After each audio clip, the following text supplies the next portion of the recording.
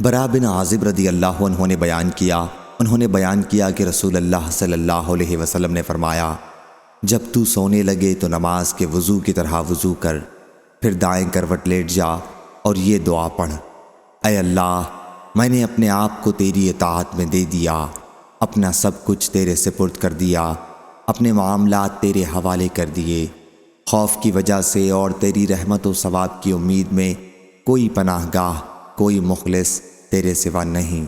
میں تیری کتاب پر ایمان لایا جو تو نے نازل کی ہے، اور تیرے نبی پر جو تو نے بھیجا ہے۔ اس کے بعد اگر تم مر گئے تو فطرت دین اسلام پر مرو گے، پس ان کلمات کو رات کی سب سے آخری بات بناؤ جنہیں تم اپنی زبان سے ادا کرو۔